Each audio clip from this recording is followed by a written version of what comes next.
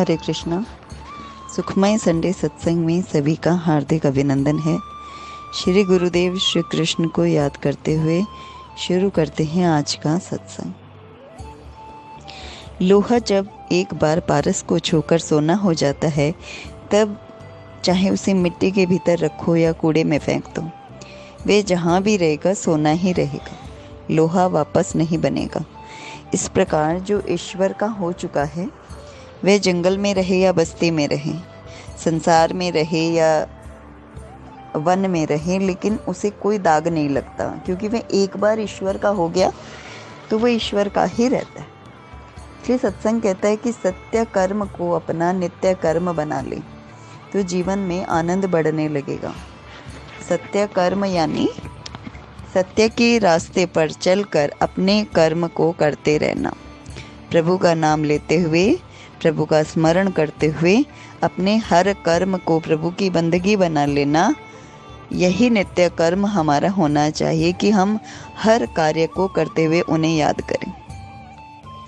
तभी इस लोह रूपी देह से हम संत रूपी कुंदन बनते, क्योंकि देह तो यही रहेगी, मन भी यही रहेगा, विचार भी यही रहेंगे, पर जो जीवन में क्रांति घटित होगी, परिवर्तन घटित होगा, वह होगा सत्संग से, संतों की वाणी से, संतों के दिए गए मंत्र के जाप से, नित्य साधना से। वही हमें सोना बनाता है। और जब सोना, लोहे से सोने तक की यात्रा यानी संसार से सत्संग तक की यात्रा, संसार से परमात्मा की ओर यात्रा, संसार से संतों की ओर यात्रा, तो जो भी मार्ग हमें मिले उसी मार्ग पर जो भी राह, जो भी तरीका प्रभु ने हमारे लिए व्यवस्थित करा है बंदगी का, कोई भी विधि विधान, चाहे हम तीर्थ व्रत करें, चाहे उपवास करें, चाहे कर्म कांड करें, चाहे नाम जप करें, ध्यान करें, तप करें, कुछ भी करें, कितने सारे साधन हैं भक्ति करने के। श्रवण, कीर्तन, भजन, साधु संतों की सेवा, तीर्थ व्रत करना, नाम जप, ध्यान करना, बड़ों का सम्मान करना, बहुत सारे मार्ग हैं। नवधा भक्ति प्रभु ने हमें दी है कि हम कोई भी मार्ग का चयन करके प्रभु की ओर चलें। प्रभु की ओर चलेंगी तो ये जीवन सोना बन जाएगा, कुंदन बन जाएगा, क्योंकि संसार की अग्नि में, संसार के द्वारा जो हमें तिरस्कार, अपमान, कलेश, संताप, दुख, तकलीफ झेलनी पड़ती है संसार के द्वारा, तो उस सब को झेल कर जब हम नाम जप को पकड़े रहते, कितनी भी विकट से विकट परिस्थिति आए, हम नाम को ना छोड़ें। और जब नाम को पकड़े रखेंगे तो विकट से विकट परिस्थिति भी हमारा कुछ नहीं बिगाड़ सकती, क्योंकि हर कितने भी मार्ग बंद हो जाएं, एक मार्ग प्रभु की कृपा का खुला रहता है। कहीं ना कहीं कोई रास्ता अवश्य होता है। वो हम माया के घेरे में आकर या दुख के घेरे में आकर हम विकल होकर, व्याकुल होकर जब देखते हैं, तो हालांकि वो कभी कभी नहीं दिखता, लेकिन जब हम शांत होकर, सहज होकर उस परिस्थिति का अवलोकन करते हैं तो हमें वह मार्ग भी मिल जाता है। हर जटिल से जटिल अवस्था में एक मार्ग अवश्य छुपा होता है। जहाँ चाह वहाँ राह, जब चाह हो आगे बढ़ने की तो राह भी अवश्य ही मिलती। इसीलिए हमें साधु संत अपने सत्संग में यही समझाते हैं, यही बताते हैं कि सोना बनो, मिट्टी में रहो, कूड़े में रहो, जंगल में रहो, वन में रहो, कहीं भी रहो, लेकिन तुम अगर सोना बन चुके, सोना यानी संत, संत यानी भक्त, भक्त यानी प्रभु का प्रेमी, तो अगर आप परमात्मा के हो गए, सोना स्वरूप हो गए, तो आपको कहीं भी रख दिया जाए, आपका व्यक्तित्व, आपका अस्तित्व कभी खत्म नहीं होगा, क्योंकि परमात्मा की बंदगी करने वाले भक्त तो अजर अमर हो जाते हैं। इसलिए सदैव सत्कर्म करें। सत्संग ये नहीं कहता कि आप 24 घंटे पूजा करें। सत्संग कहता है कि अपने कर्म को बंदगी बना लो, हर कार्य को करो, हर एक में प्रभु का अक्स देखो। हर एक में प्रभु का अक्स देखना यानी प्रभु के प्रति अनन्य शरणागति। अनन्य शरणागति होगी तो हम हर जीव में, हर जंतु में, हर पेड़ पौधे में, हर मनुष्य में जब हम अपने इष्ट की छवि निहारने लगते हैं तो उस दृष्टि में अपने इष्ट का समावेश हो जाता है, हृदय में प्रभु आ जाते हैं, कानों द्वारा प्रभु के भजन, प्रभु का वाणी, प्रभु का नाम जा रहा है। आँखों द्वारा उनके दर्शन पा रहे हैं, क्योंकि हम हर एक में उन्हीं को देख रहे हैं।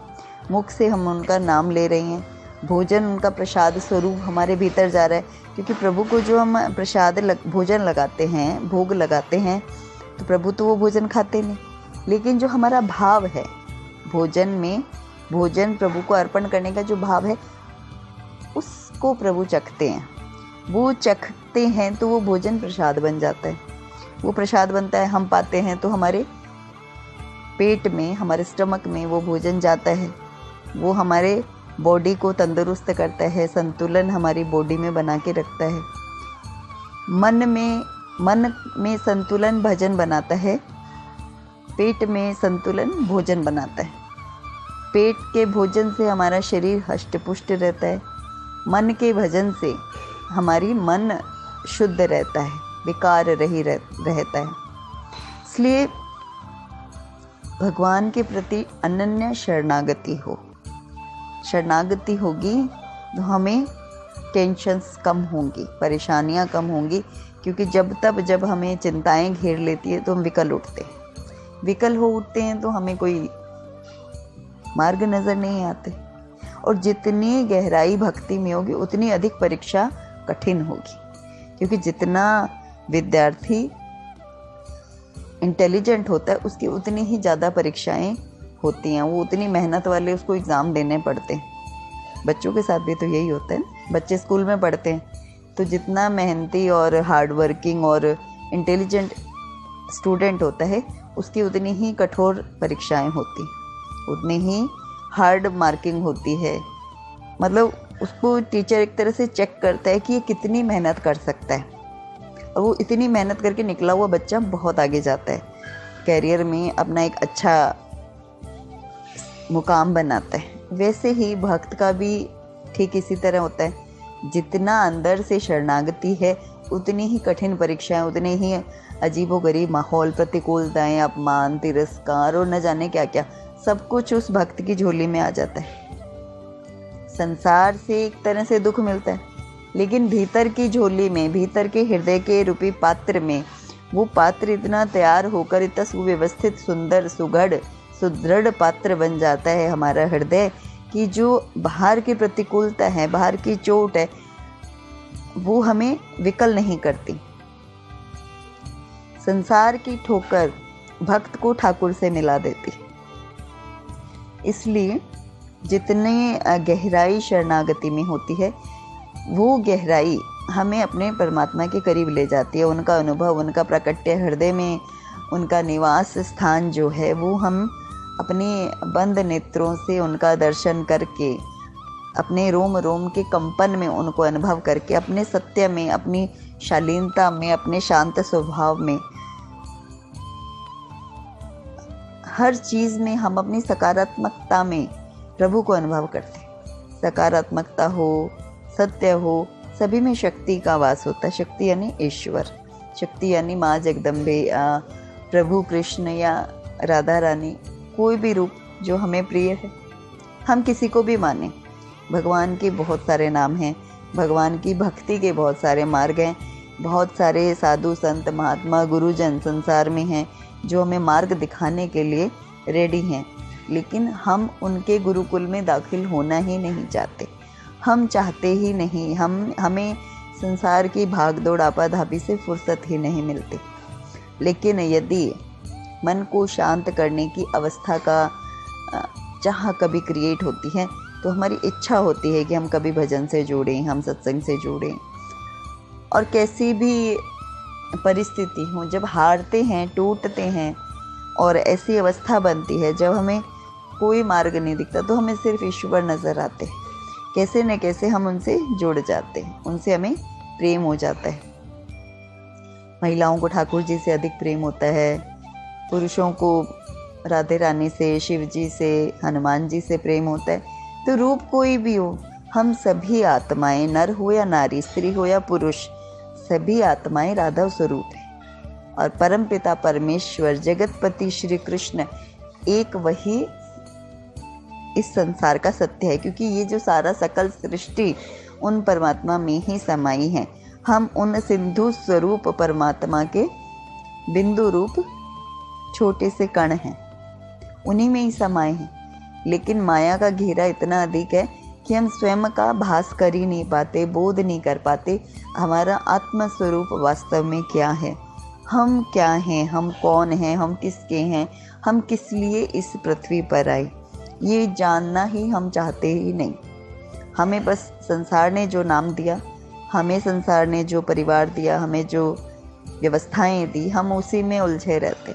इतना जटिल ये सारी कार्य प्रणाली है कि अपने लिए टाइम ही नहीं होता, अपने लिए कोई चिंतन हम नहीं करते कि हम वास्तव में क्यों हैं, किस लिए आए हैं धरती पर, प्रभु ने क्या सोचकर हमें ये मनुष्य तन दिया, और ये तन दिया तो हम किस में उलझे हैं। हम अपने आप को विश्राम क्यों नहीं देते, हम स्वयं के लिए क्यों नहीं सोचते, कब तक हम दूसरों के लिए सोचेंगे। हमें क्या चाहिए, हमारी चाह किस में है, हमारी खुशी किस में, हमें किस चीज़ में आनंद मिलता है, कहाँ हम पॉजिटिव फील करते हैं, कहाँ हमारा आत्मविश्वास बढ़ता है, कहाँ हमें दृढ़ता आती है, कहाँ हमें लगन बढ़ती है, कहाँ हम सबसे करीब अपने किसको पाते हैं। प्रभु तो वो रक्षक हैं, जब हम रात को सोते हैं तो वो पूरी रात हमारी पहरेदारी करते हैं, लेकिन हम स्वयं को सौंपे तो सही। हम जगत के पहरेदारों को हम स्वयं को सौंप देते, हम घर के बाहर गार्ड रख लेते, उस पर ट्रस्ट कर लेते हैं, पर परम पिता परमेश्वर पे हमें ट्रस्ट नहीं होता, जो हमसे पहले हमारे साथ ही खाता है, जो हमारे साथ रहता है, जो हर घड़ी प्रतिपल हमें मार्ग दिखाता है, भावों के रूप में अपने आंसर्स हमें देखता है। हम उनको एकदम इग्नोर करते रहते हैं। लेकिन सत्संग के माध्यम से, भजन के माध्यम से, प्रभु से जुड़ने से, भक्तों के संग रहने से जब हमारे मनोविकार शांत होते हैं तो हमें सत्य स्वरूप का भान होता है, प्रभु के बारे में हम समझने लगते हैं कि उनसे क्लोज हमारे निकट कोई नहीं। हम हालांकि उनको प्रेम करते हैं, लेकिन वो एक ऊपरी प्रेम है, भीतरी प्रेम कहीं ना कहीं रह जाता है। भीतर से जुड़ना आवश्यक। बाहरी रूप से तो हम सारे काम कर ही रहे हैं, सभी करते हैं, रोज रूटीन में पूजा करना, मंदिर जाना, उपवास करना, नाम जप साधन इत्यादि करना, लेकिन गहराई कहाँ है। गहराई का बोध तब होता है जब अंदर से अनुभव आते हैं, और प्रभु तो तुरंत अनुभव देते। अब हमारी संतान होती है, जब हम उनको प्रेम कहते हैं तो बच्चा तुरंत समझ जाता है, चाहे वो कितना ही अबोध बालक हो, 5 दिन का बालक, 10 दिन का बालक भी अपनी माता की ममता को, प्रेम को, उसके स्पर्श को समझ जाता है। तो परमात्मा तो परम पिता हैं, 3 लोक के नाथ हैं, वो हमारे प्रेम को नहीं समझते। जब हम उनसे अपनापन जताते हैं, उनसे प्रेम करते हैं, उनको पुकारते हैं, तो वो तुरंत इतने लालायित हैं कृष्ण की वो दौड़े चले आते हैं। लेकिन हम ही भरोसा नहीं कर पाते, हम ही भीतर से नहीं जुड़ पाते। जब हम भीतर से जुड़ते हैं तो प्रभु हमारी रक्षा स्वयं करते हैं। जिसकी नैया संभाले कन्हैया, उसको कोई बिदर न भावे ना, एक उसकी ही मंजिल सही है, जो पथिक है प्रभु के डगर का, गम की आंधी उसे क्या उड़ाए, जो प्रभु मौज में झूमता है। जिसकी नैया संभाले कन्हैया, उसको कोई बिदर भावे ना, एक उसकी ही मंजिल सही है, जो पथिक है प्रभु की डगर का। जय श्री कृष्ण।